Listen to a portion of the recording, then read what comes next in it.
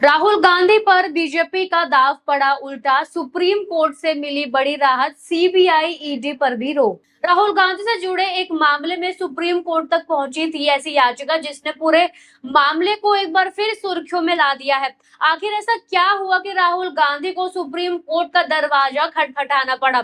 Court में राहुल गांधी की तरफ से क्या दलीलें दी गई और सुप्रीम कोर्ट ने सुनवाई के दौरान ऐसा क्या आदेश दिया जिसकी अब हर तरफ चर्चा हो रही है? क्या राहुल गांधी को इस मामले में सुप्रीम कोर्ट से बड़ी राहत मिली है? आखिर राहुल गांधी के खिलाफ चल रहे इस मामले की शुरुआत कहां से हुई थी? इलाहाबाद हाई कोर्ट में ऐसा क्या हुआ कि जिसे राहुल गांधी ने सुप्रीम कोर्ट में चुनौती दी? सीबीआई और ईडी का इस पूरे मामले में क्या कनेक्शन है और अब सुप्रीम कोर्ट के आदेश के बाद इस मामले में आगे क्या होने वाला है? आज की इस पूरी खबर में मैं आपको शुरुआत से लेकर सुप्रीम कोर्ट के ताजा आदेश तक की पूरी कहानी बताऊंगी और साथ ही आपको बताऊंगी कि राहुल गांधी की तरफ से कोर्ट में क्या दलीलें दी गई, जांच एजेंसियां क्या पक्ष रख रही हैं और सुप्रीम कोर्ट ने इस मामले में क्या बड़ा निर्देश दिया है। नमस्कार, मैं हूं अंजलि यादव और आप देख रहे हैं पीआरबी। सबसे पहले आप ये हेडलाइन देख लीजिए। राहुल गांधी की संपत्ति के केस में सुप्रीम कोर्ट से सीबीआई ईडी रिपोर्ट पर रोक, इलाहाबाद हाई कोर्ट की कार्रवाई टली। अब आप ये दूसरी हेडलाइन देख लीजिए। आय से अधिक संपत्ति का मामला, राहुल को बड़ी राहत, एससी का जांच एजेंसी से सवाल, खुद जांच क्यों नहीं शुरू की? अब इन हेडलाइंस के बाद सीधे खबर की पूरी कहानी समझते हैं। कांग्रेस नेता और लोकसभा में नेता प्रतिपक्ष राहुल गांधी से जुड़े आय से अधिक संपत्ति के मामले में सुप्रीम कोर्ट से एक ऐसा बड़ा अपडेट सामने आया है। राहुल गांधी ने इस मामले में इलाहाबाद हाई कोर्ट की कार्रवाई को सुप्रीम कोर्ट में चुनौती दी थी। मामला उनकी कथित संपत्ति को लेकर लगाए गए आरोपों और उन आरोपों की जांच से जुड़ा हुआ है। अब सुप्रीम कोर्ट ने राहुल गांधी की याचिका पर सुनवाई की है और इसी सुनवाई के दौरान अदालत की तरफ से एक ऐसा आदेश आया है जिसके बाद इलाहाबाद हाई कोर्ट में चल रही इस मामले की कार्रवाई फिलहाल आगे नहीं बढ़ेगी। साथ ही सीबीआई और ईडी से जुड़ी कार्रवाई पर भी सुप्रीम कोर्ट का अंतरिम आदेश सामने आया है। लेकिन इस आदेश को समझने से पहले ये जानना जरूरी है कि आखिर पूरा मामला शुरू कहां से हुआ है। दरअसल कर्नाटक के रहने वाले बीजेपी कार्यकर्ता एस विघ्नेश शिशिर की तरफ से राहुल गांधी की संपत्ति को लेकर आरोप लगाए गए थे। शिकायत में आरोप लगाया गया कि राहुल गांधी की संपत्ति उनकी ज्ञात आय के स्रोत से मुकाबले ज्यादा हो सकती है और इस पूरे मामले की जांच की जानी चाहिए। इसी शिकायत के बाद मामला इलाहाबाद हाई कोर्ट पहुंचा। इसके बाद आरोप के सत्यापन और जांच से जुड़ी कानूनी प्रक्रिया आगे बढ़ाई गई। मामले में सीबीआई और ईडी का नाम भी सामने आया और जांच एजेंसियों की भूमिका को लेकर अदालत में कार्रवाई शुरू हुई। इलाहाबाद हाई कोर्ट की तरफ से मामले से जुड़ी जांच और रिपोर्ट को लेकर दिशा निर्देश दिए गए, लेकिन राहुल गांधी की तरफ से इस पूरी कार्रवाई को चुनौती दी गई।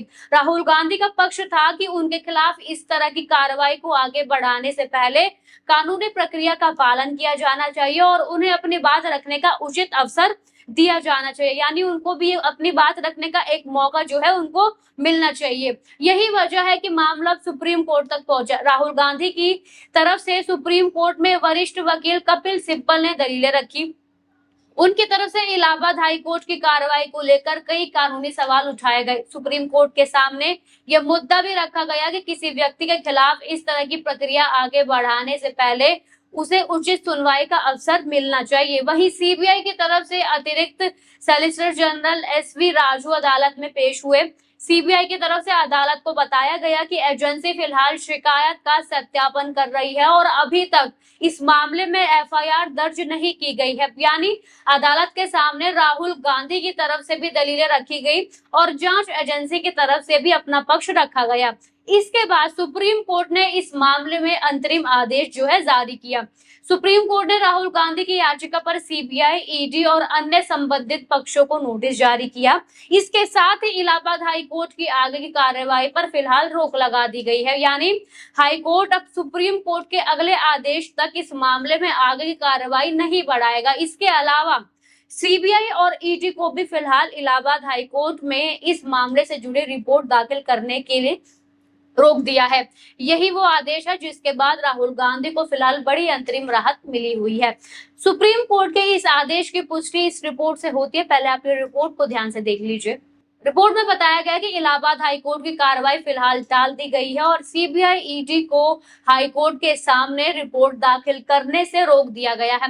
लेकिन कहानी अभी भी एक और अहम पहलू पर है। इस पूरे मामले पर कांग्रेस की तरफ से भी प्रतिक्रिया सामने आई।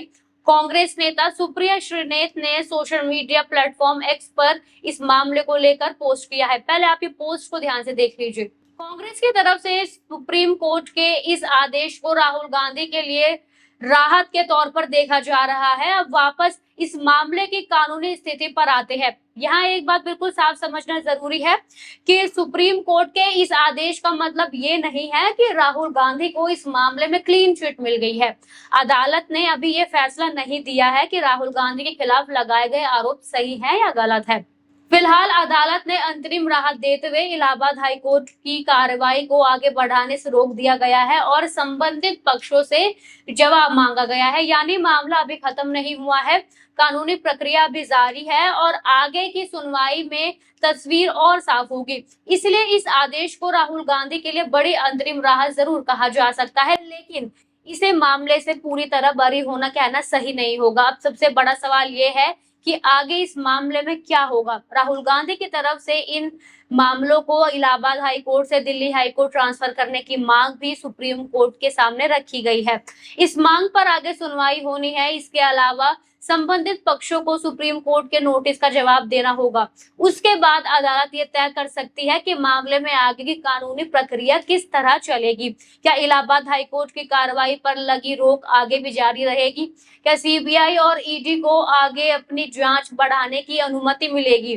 क्या मामला दिल्ली हाई कोर्ट ट्रांसफर होगा और क्या राहुल गांधी को आगे भी इस मामले में राहत मिलती रहेगी? इन सवालों का जवाब आने वाली सुनवाई में मिलेगा। अब इस पूरे मामले का राजनीतिक पहलू भी काफी अहम है।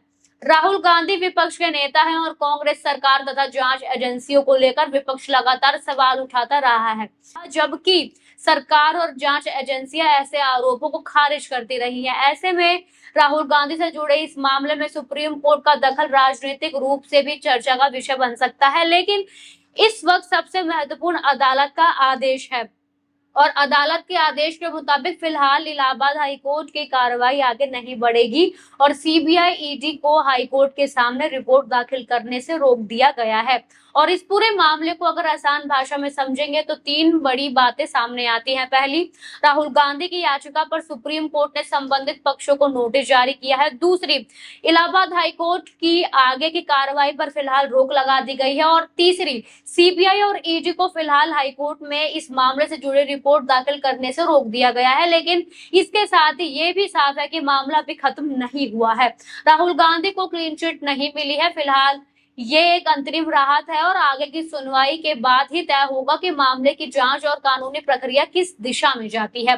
तो राहुल गांधी से जुड़े आय से अधिक संपत्ति के मामले में सुप्रीम कोर्ट का ये आदेश फिलहाल उनके लिए बड़ी कानूनी राहत लेकर आया है, लेकिन आगे की सुनवाई बेहद अहम होने वाली है क्योंकि उसी से तय होगा कि इस मामले में आगे क्या होता है। अब आपकी राय हमें कमेंट सेक्शन में बताइए। क्या सुप्रीम कोर्ट का यह आदेश राहुल गांधी के लिए बड़ी राहत है या आपको लगता है कि आने वाले दिनों में इस मामले में जांच फिर से आगे बढ़ सकती है?